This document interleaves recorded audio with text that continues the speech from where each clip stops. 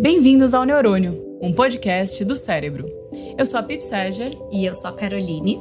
E vamos falar sobre lixo. E não, meu caro ouvinte, não estamos falando sobre coisas, não estamos falando sobre descarte, sobre sustentabilidade.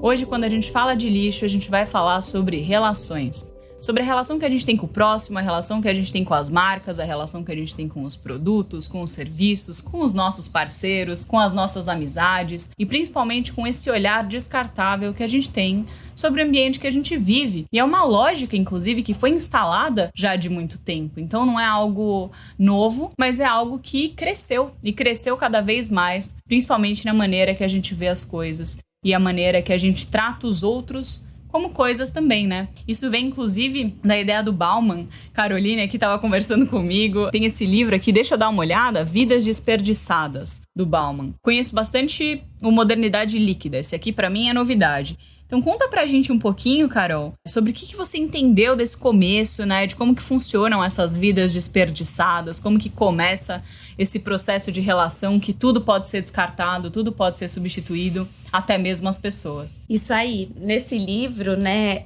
o Bauman vai colocando bastante o quanto que a gente coisifica as relações. Coisifica no sentido de que, assim como a gente pode usar coisas e descartá-las, as relações elas entraram nesse mesmo parâmetro, nesse mesmo lugar de descarte. Então, quando as pessoas vão se relacionando, qualquer sinal de frustração é possível ser descartado. As pessoas não ficam, não aguentam, não suportam essas frustrações. Você tinha até trazido um exemplo da casa, né? Uma metáfora. Eu adoro, gente. Eu adoro a metáfora da casa. Carol conhece que essa daqui eu uso pros meus relacionamentos, né?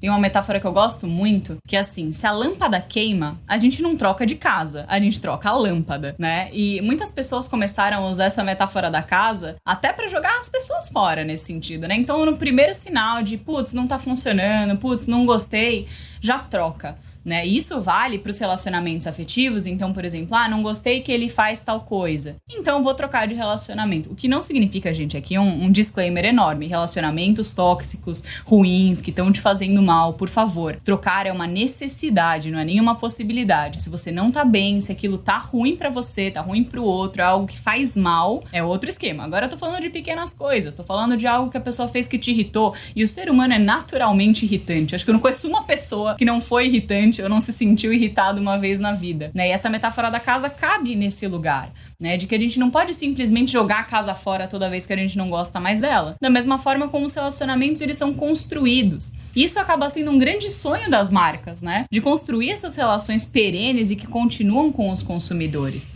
Mas que muitas vezes isso acaba não acontecendo, justamente por essa lógica de descarte, que é muito importante, de saber que existe essa ampla competitividade, então que existem 1 milhão de possibilidades para a gente comprar de produtos, de marcas que oferecem o mesmo serviço, de profissionais que atuam na mesma profissão. Então é simples como, não achei legal, tem outro pra gente substituir, né? E isso acaba sendo muito perigoso, né, dentro das nossas relações, se a gente fala no âmbito pessoal. Mas tem também, como você tava comentando, né, eu tava com uma conversa longa aqui, gente, isso aqui tá só a parte gravada, vocês não imaginam como que tava até agora. Mas é muito interessante quando a gente para pra esse outro olhar, que de fato é o que você tava conversando, né? A gente descarta, mas dá uma liberdade da gente saber que tem possibilidade. Mas, por outro lado, nada mais tem muito valor, né? Exatamente.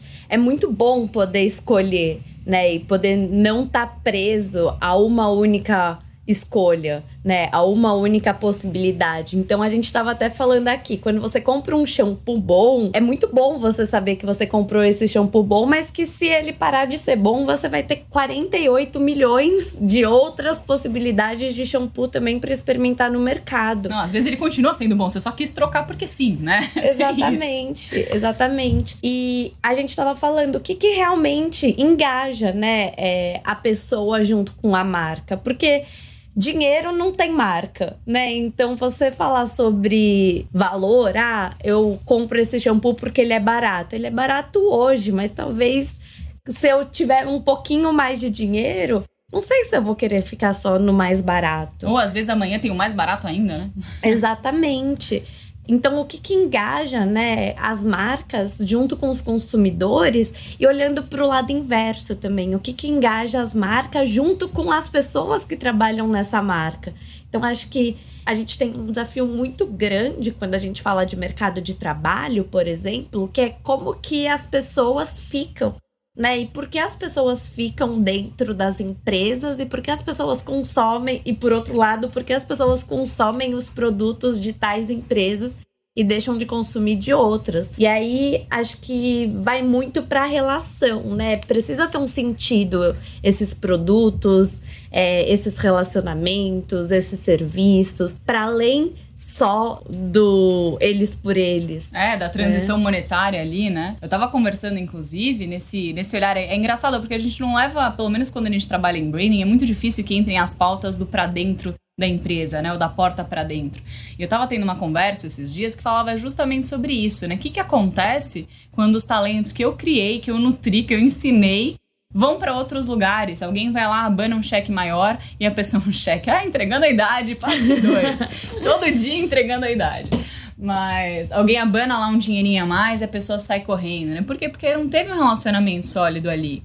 Mas eu bato com o dinheiro. Como que eu faço pra pessoa ficar e a pessoa mesmo assim vai, mesmo batendo de frente com o dinheiro? Pode ser por outros motivos. Às vezes ela ficou mais atraída pela outra cultura, às vezes ela viu uma outra projeção de carreira, mas quando a gente fala de relacionamento, isso vai ser maior, porque é uma sensação de pertencimento, é uma sensação de que você tá construindo esse castelo junto, né? Tijolinho por tijolinho você tá vendo acontecer e bate na sensação de quem tá dentro da empresa. Puta, que orgulho! Cara, não era nada, isso aqui tinha 100 consumidores, agora tem 1000 e eu fiz parte dessa história. E essa sensação de fazer parte da história, de protagonismo dentro de uma narrativa, pelo menos na minha visão, Carol, por favor, você que manja disso, eu tô aqui me enfiando na tua área. Só vai. Cada vez mais, as pessoas precisam disso, precisam se sentir que importam dentro de um ecossistema.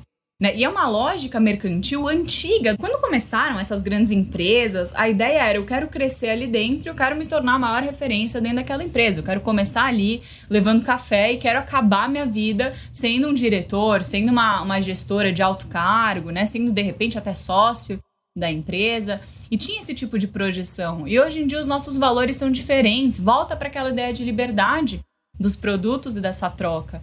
Né? Que quanto mais opções a gente tem, então, de trabalho, de produto, de serviço, de relacionamento, menos a gente quer longevidade em cada relação. Porque tem muitas opções. Porque a gente pode amanhã encontrar um cara mais bonito, encontrar uma empresa mais legal, encontrar um shampoo melhor, encontrar um livro mais interessante, larguei o outro na metade. Né? Então, esse excesso cria uma barreira muito grande de fazer um branding para dentro e um branding para fora. Né? Porque se a gente for levar na ponta da língua, o que é de fato branding?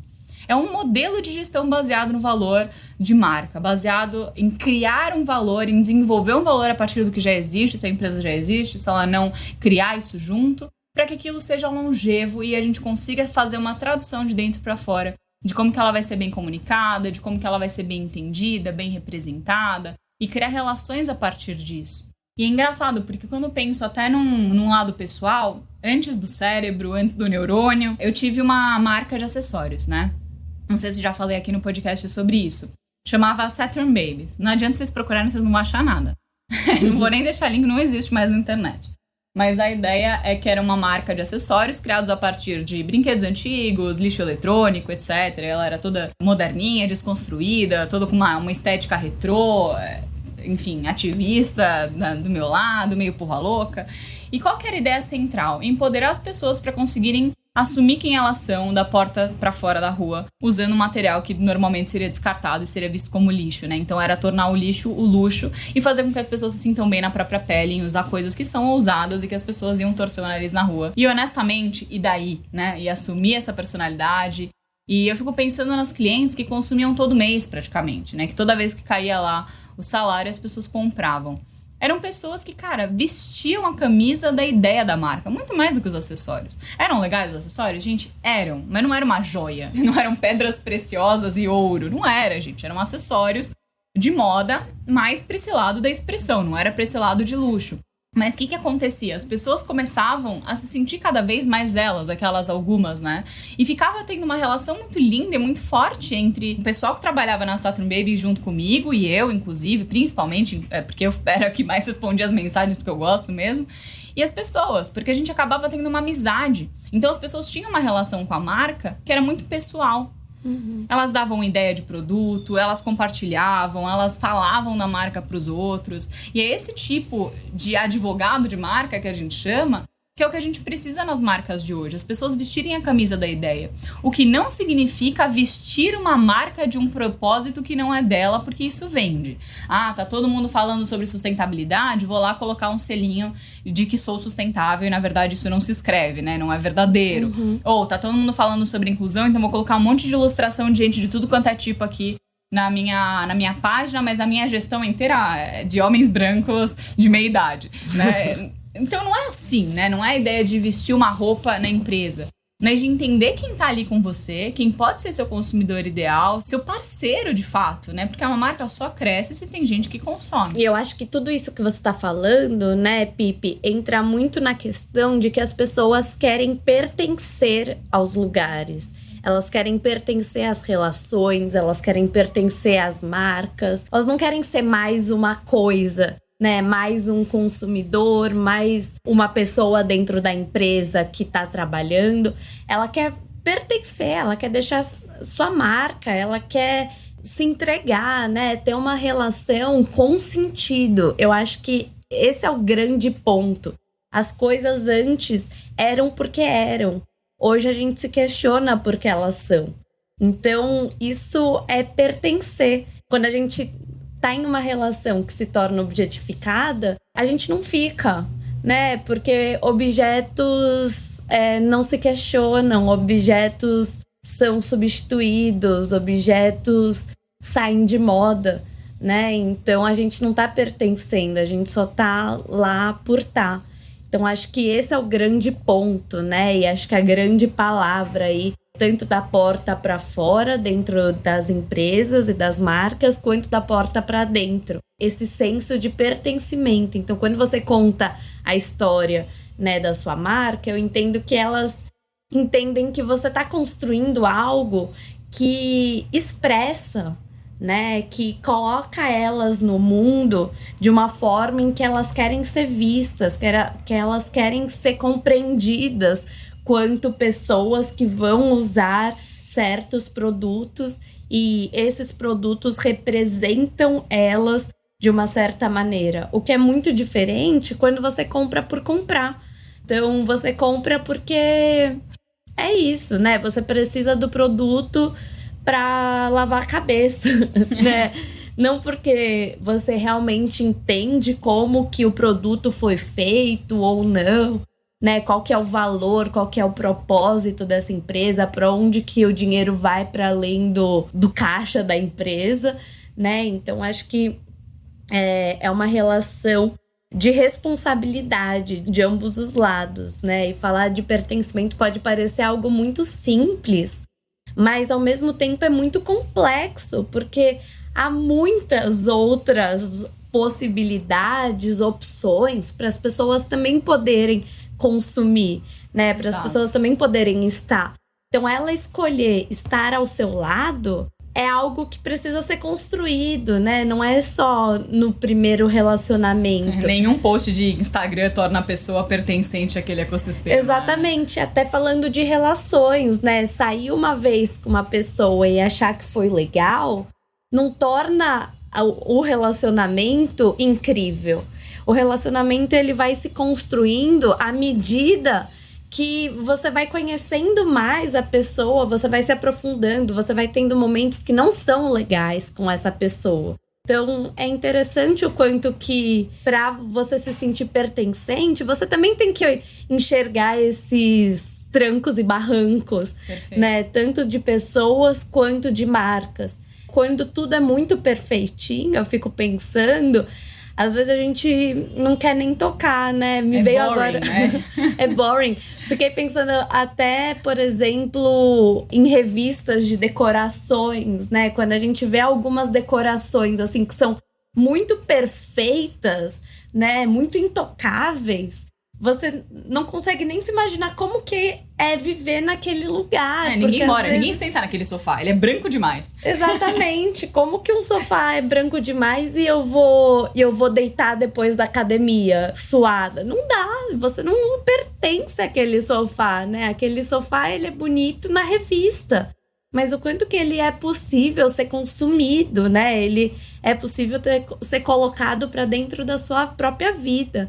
Então, acho que é um eterno aí engajamento na relação, né? Exato. E uma eterna aí relação franca, né? Ninguém quer ser enganado, ninguém quer sentir que você tá consumindo algo que você não sabe exatamente tudo que tá acontecendo, não, né? Porque o consumidor não é burro, né? Olha lá, volta pra saber sobre burro no nosso primeiro episódio.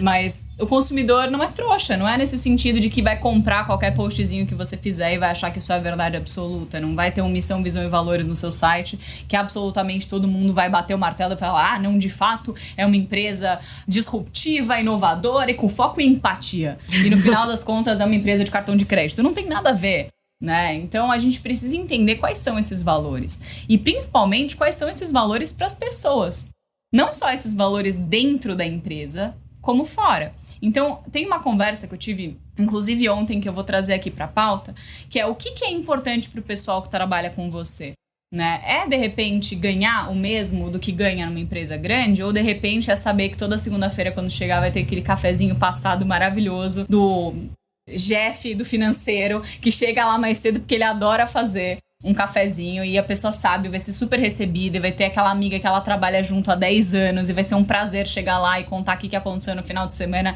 10 minutos antes do expediente, sabe? Às vezes isso é valor, às vezes isso é importante e não de repente ganhar mais R$100 de benefício cultura no final do mês. Às vezes o benefício cultura pode ser o importante, mas às vezes não. Então, entender o que é importante para as pessoas ali verdadeiramente, e isso vale mesmo para o consumidor. Às vezes, um post de Instagram e gastar mais R$1.000 de anúncio no Insta ou no Face, que seja, não seja importante de fato para conseguir mais dinheiro para a empresa, para trazer mais vendas, para trazer mais possibilidades, mas às vezes falar com as pessoas certas, às vezes ter um boca a boca certo ali, bem feito, porque você engajou com as pessoas certas naquele momento, pessoas que compartilham do mesmo valor que você, que estão juntos nessa mesma história.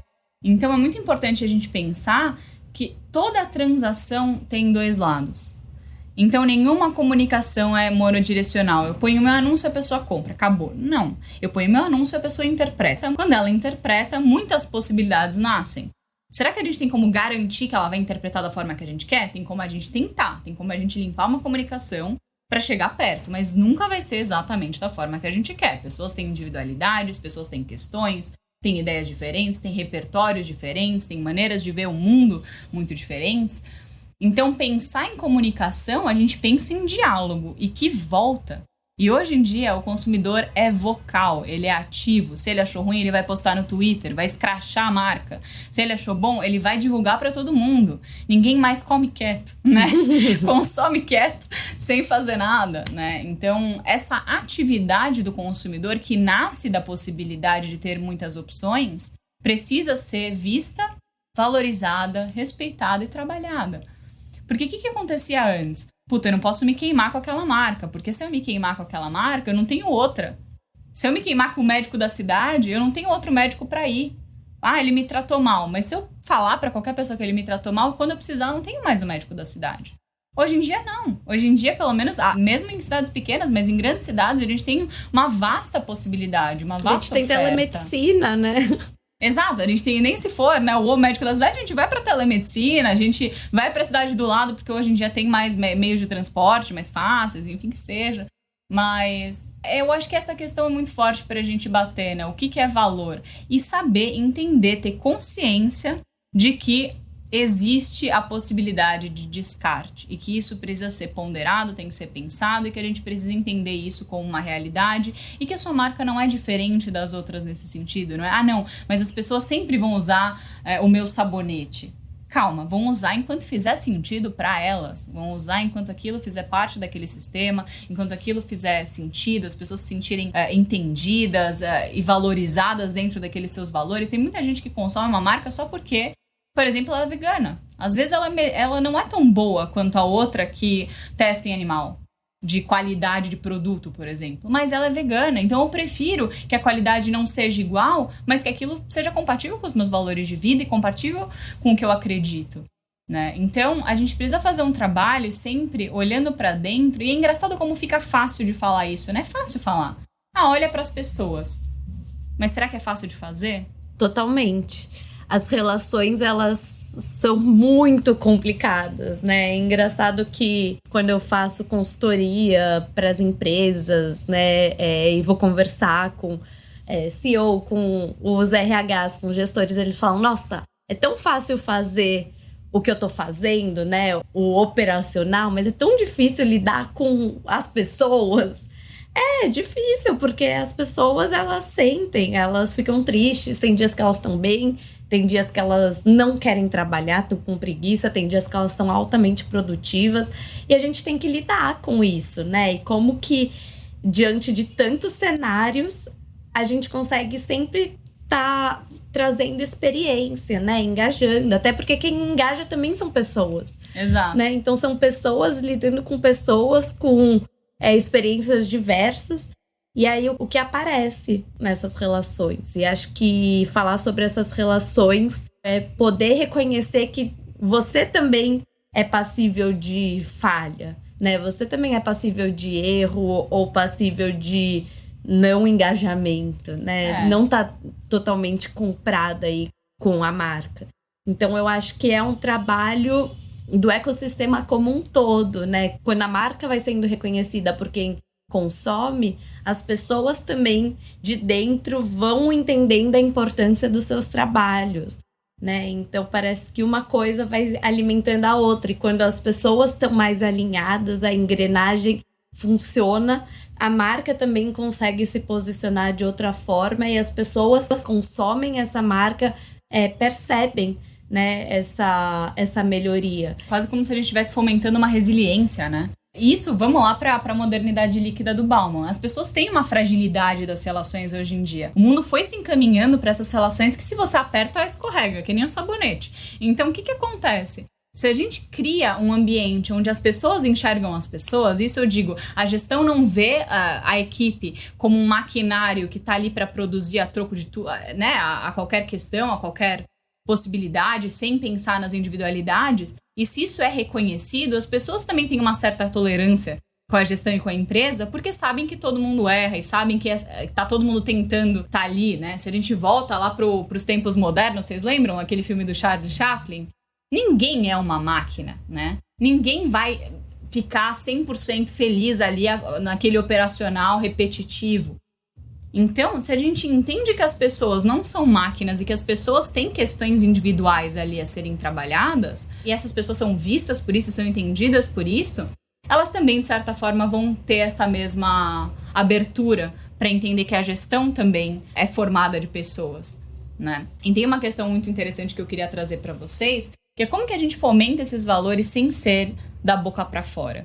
Então isso é uma questão muito importante. Isso não nasce a partir de um projeto de branding que uma mina, sei lá, vai sentar lá no canto e vai escrever os valores num papel pra você, e você cola na parede e fala, legal, estou com os meus valores aqui, tá tudo certo. Isso é um processo que, quando você faz de branding direito, você não vai pegar um papel e escrever isso do nada. Você vai trazer, você vai levantar, você vai construir junto, você vai entender o que é verdadeiramente importante pra colocar na prática. Então tem uma questão muito importante, que ninguém mais gosta de trabalhar a troco de nada, cara. E dinheiro vale cada vez menos.